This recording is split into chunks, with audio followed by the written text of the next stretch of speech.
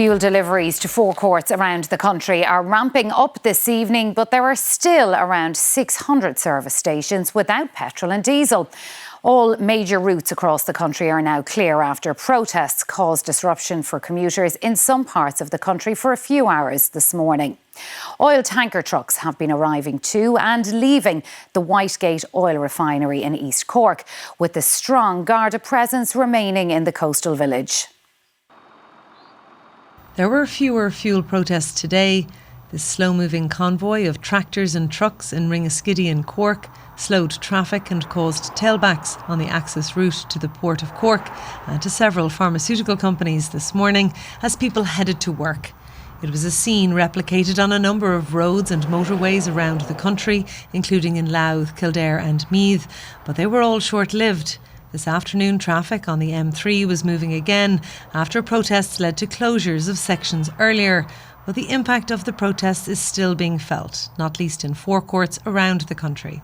There's a couple of the petrol stations that has no diesel or petrol or heat and oil. That's one thing I would miss now. At the Lakeview roundabout on the N25 in Cork, traffic was blocked off for a different reason, to try and get fuel moving, as 7 oil tankers under Garda escort headed to the oil refinery in Whitegate. Fuels for Ireland says that fuel deliveries are ramping up, and while fewer than 100 fuel trucks exited the refinery in Whitegate all day yesterday, more than that left by 10 this morning. We had about 700 forecourts around the country. That's slightly less than half of them all that were without stock at some point. Today, we haven't quite got to the normal levels of operational efficiency for the distribution. That's because of the continuing traffic disruption. That has improved an awful lot today. So we're actually speeding up our recovery. Right now, we're probably under 650 forecourts still out of fuel. We'll make a dramatic headway into that tomorrow if the traffic remains free and access to the sites is guaranteed. Over the course of the day, oil tankers began arriving and leaving Whitegate under their own steam, no longer needing a Garda escort. Each took around half an hour to load the fuel before setting off to deliver it around the country. This evening, Fuels for Ireland has said the number of forecourts without has fallen further and is now closer to 600. Laura Fletcher, RTE News. Well, when the Dáil returns tomorrow, it will debate a no-confidence motion in the government that is being tabled by Sinn Féin. The motion criticises the adequacy of the government's fuel relief package and public statements by some ministers. 3 government-supporting independent TDs have refused to confirm if they will vote confidence in the coalition. Meanwhile, Fine Gael and Fianna Fáil have held unscheduled parliamentary party meetings to discuss the handling of the fuel protests. Yesterday's €500 million relief package from the government came after days of intense protest and blockades, all of which continues to dominate political discourse as the Dáil Easter break ends. Fine Gael held an unscheduled parliamentary party meeting last night to discuss events, and today Fianna Fáil did the same. A very forthright meeting this morning where members took the opportunity to put across a range of really strong views on how, not alone how the issue was handled, but much more significantly pointing out the pressure that's on so many families right across the country. Opposition parties are highly critical of how protests and blockades were handled and what some say are half measures in the government package. Sinn Féin will table a no-confidence motion in the government tomorrow. This government have refused to listen. They've refused to listen to Sinn Féin or the ordinary voices of the people of Ireland who have told them that their measures so far just do not go far enough in providing the supports that people desperately needed. Opposition parties in the House are set to support the Sinn Féin motion, and some are urging independent TDs who currently support the government to do so as well. One of those, Danny Healy-Rae from Kerry, says there's a lot of anger among the public and he will make his mind up on how he will vote tomorrow. Speaking on local radio, he said Fianna Fáil and Fine Gael should change their leaders. I certainly want some change at the top, and I'm asking the Fianna Fáil backbenchers and the Fine Gael backbenchers because I know they're hurting every bit as much as me. They know what's happening in the road. It's time for them to shed their leaders and to appoint someone new. Meanwhile, the Minister for Communications, Patrick O'Donovan, has questioned if media coverage of the events over the last week was balanced. He said he intends to refer this matter to Commission the Man. Joe McGrady, RTE News. Well, for more on all this, we can speak to our political correspondent, Micheál Lehane, who's at Leinster House, but also our economics and public affairs editor, David Murphy. Micheál, I'll come to you first. How's this going to go for the government tomorrow, do you think? Well, the government has the confirmed numbers to win this confidence motion. It needs 87. It has that. In fact, if everyone who have committed to the government in the past turned up tomorrow, it would have 94 votes. But there are question marks around a number of independent TDs, not independent ministers, but independent TDs, including Danny Healy-Rae, Gillian Toole and Barry Heenahan. Now, Barry Heenahan has said that he is weighing things up, but he does have certain legislation that he would like to see progress, and that wouldn't happen if the government fell, of course, if they lost that confidence motion. Danny Healy-Rae and Gillian Toole, a more strong question marks surrounding them, but even if they were to jump ship, the government would still have the numbers to survive this. But I think it still will be quite a bruising debate in the Dáil tomorrow, and the volatility in international oil prices means that even if the vote is won comfortably, the crisis, of course, hasn't gone away. And that was reflected in the Fianna Fáil Parliamentary Party meeting here earlier, where the mood was described as one of controlled anger. A lot of TDs saying that the concerns of what they described as decent people who were on that protest had to be listened to far more carefully in the future. There was criticism of the government's handling of the situation, criticism of the Justice Minister and those comments about the Defence Forces. But as I understand it this evening, there were some conversations about the Defence Forces between the Justice Minister and the Taoiseach and Taoiseach as far back as last Wednesday. When I put that to the Taoiseach spokesperson, they said there was a conversation regarding the blockade of critical infrastructure, particularly the refinery at Whitegate, and the government response to that.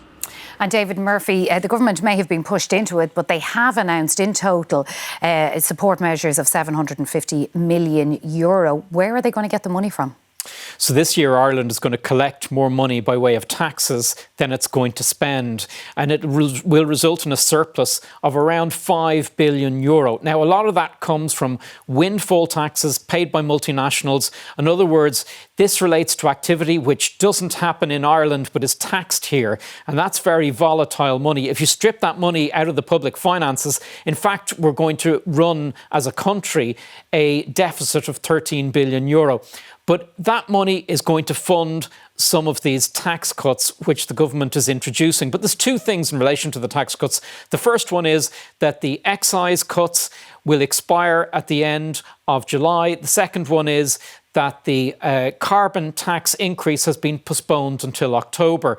Now, if we see a return of trucks to the streets, could there be more pressure on the government to move those dates? If there is, will the cost go up again? And will it eat further into that €5 billion of a surplus it hopes to run this year? So they are the big questions, but clearly the government felt it didn't have much of a choice with the protests, which are going to cause considerable economic damage if they were to go on. And a lot of retailers felt they lost out on customers last week on a period when a lot of people were off work and would have had time to spend in the shops. All right, David Murphy and Micheál Lehane, thank you both.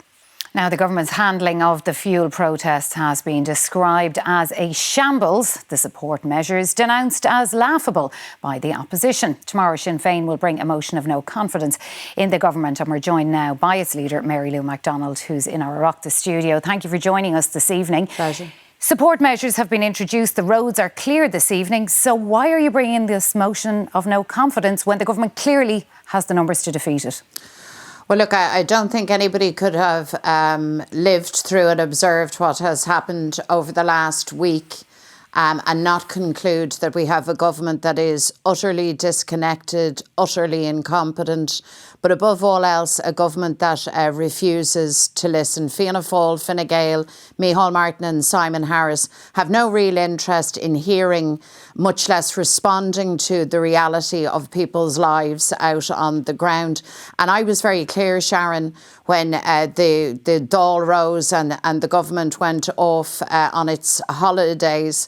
I had written to the Taoiseach Micheál Martin urging that the Dáil come back early, because certainly we could could feel and sense, and we were hearing from people directly the level of desperation that people were experiencing as costs just rose and rose. And as it dawned on people that there's a government that is not prepared to listen. Fianna Fáil and Fine Gael don't listen to but people. They've introduced 2 rounds of fuel supports that total 750 million. That's 750 million in the last couple of weeks. They introduced in the first instance, Fianna Fáil and Fine Gael, a package that was at best half measures and which they were told directly simply would not cut it. They were well aware of that. And then only on the back of a growing public pressure, a situation that became increasingly desperate. By the way, a situation that they made no attempt to resolve. Instead, Micheál Martin in particular chose to be provocative and demeaning to people. And they, in fact, aggravated and escalated the level of protest. And then only then were they prepared to move. And even second time round, they are still coming up short. You see, the truth is that Fianna Fáil and Fine Gael aren't interested in the reality of ordinary people's lives, whether they're farmers or fishermen, hauliers, agricultural contractors, people that drive school they're coming transport. up short, but how much would Sinn Féin have spent? Because it's 750 million. It's almost a fifth of the projected surplus of this country this year. And as viewers will be well aware, just as people were being gouged at the petrol pumps, revenues into the exchequer grew and grew. So you had this absolutely intolerable situation where people on the ground struggle and suffer. They make that clear to those in charge, those that govern. And yet the Fianna Fáil and Fine Gael were quite prepared to stand back and allow that suffering and that hardship to continue. How much would Sinn Féin spend? We have a package that we have set out. In excise alone, we believe that there have to be cuts of €100 million a month. That's the extent of it. 10 cent a litre on diesel isn't going to cut it. It needs to be in the region of 25 cents. Likewise with green diesel. Home heating oil. There are 750,000 homes have experienced a doubling in cost for their home heating oil. And the government have done nothing to reduce those costs. The price of oil is utterly outrageous. The price of oil has risen again today. So while there are no protests at the moment, there could well be more protests. And I'm just not clear. Last week, Sinn Féin said they stood with the supporters. Do you support the blockade of fuel depots? Well, let me dispel any confusion that you might have, Sharon. We stand with the protesters. We absolutely stand with people's right to protest, to defend themselves and their families, to defend their living, and to blockade to fuel defend depots? their livelihoods. And no, I don't want to see disruption or blockades. By the way, I don't believe anybody wanted that. But I also know where the blame and culpability for that lies. And it lies directly at the feet. the thoroughfare of O'Connell Street for 5 days. Directly at the feet of Micheál Martin and Simon Harris, who chose not to engage, who chose rather to insult, demean, disregard and escalate the situation. And listen, I live in Dublin. I know that Dubliners didn't want to see any level of disruption, but I'll tell you this, the Dubs that I'm talking to back the protesters. They know exactly why those protests happened. They know exactly why they escalated. And they are very clear that Fianna Fáil and Fine Gael, that's where the finger of blame lies. And we are calling out that incompetence, that detachment and that utter disrespect for families and communities across the country. Carers, people with disabilities, PAYE workers, people who are doing their best and who are struggling and who have a government that simply don't care. You were critical of who the government engaged with last week. Who should they have spoken to? Well, from the get-go, the government should have been prepared to engage with people who are out on the protest lines. They weren't difficult to find.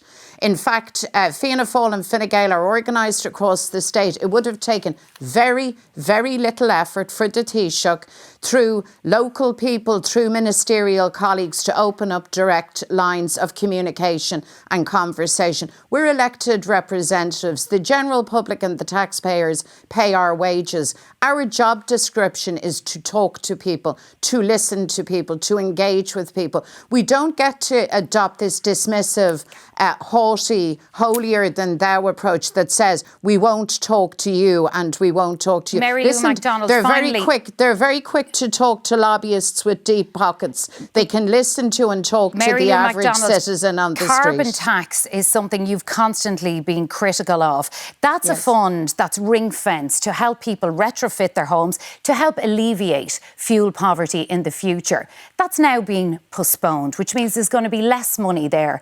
Are you happy about that? Well, Sharon, according to the Comptroller and Auditor General, who's the expert on money, how it's raised and where it's spent, he tells us that 40% of the revenues from carbon taxes don't go for those purposes. There's an interesting question. I wonder where government, can they explain where those monies have gone? Carbon taxes as a means of changing behaviour and meeting our climate targets simply don't work. Okay. I hate to break the news. They simply don't work. What they do is impose hardship on the households and people least able to bear the Mary brunt. Lou McDonald, that's actually the truth of it. I'm afraid we're right out of time. Mary Lou McDonald, Sinn Féin leader, thank you for joining us from the Oireachtas studio.